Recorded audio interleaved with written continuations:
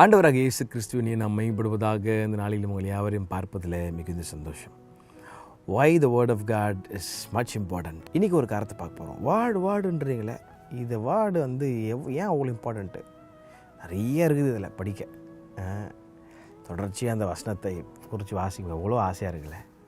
ஆண்டவரே, இந்த கடைசி நாட்களில் எங்களுக்கு உங்களை குறித்து இன்னும் அறிந்து கொள்ள, நாட் ஜஸ்ட் ஒரு சீரியஸ் ஒரு கேமரா முன்னாடி பேசுகிறதா இருக்கட்டும், சும்மா உட்காந்து கேட்டு போகிறது, கமெண்ட் போகிறது இல்லை.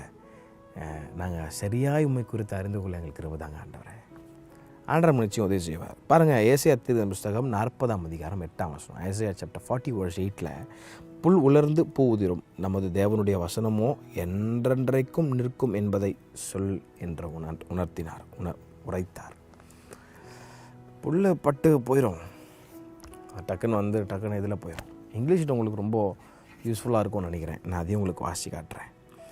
The grass withers, the flower fades, but the word of God will stand forever. ஆண்டோடைய வசனம் என்றைக்கும் நிற்குங்க. அதனால தான் சொன்னார் ஆண்டவர், வான பூமி ஒழிந்து போனாலும் வசனம் ஒழினாலும் ஒழியாது. word of God will never fade. ஆமாம், word never fades.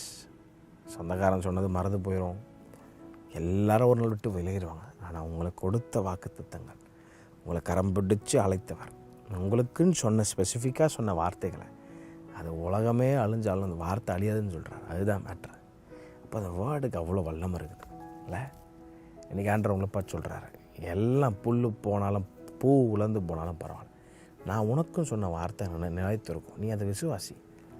உனக்குன்னு சொன்னதை நான் நிறைவேற்றுவேன், அதை விசுவாசி. ஆண்டோடைய வார்த்தையை நம்பு. மற்ற என்னென்னத்தையோ நம்பிட்டு இருக்கிற, முதல்ல வார்த்தையை நம்பு. ஆண்டவனுக்கு அற்புதம் செய்வார். கர்த்தர் தாமே தொடர்ந்து உங்களை அவர் ஆஸ்வதிக்கும்படி நான் ஜெபம் பண்ணிக்கிறேன். Have a blessed day. God bless you.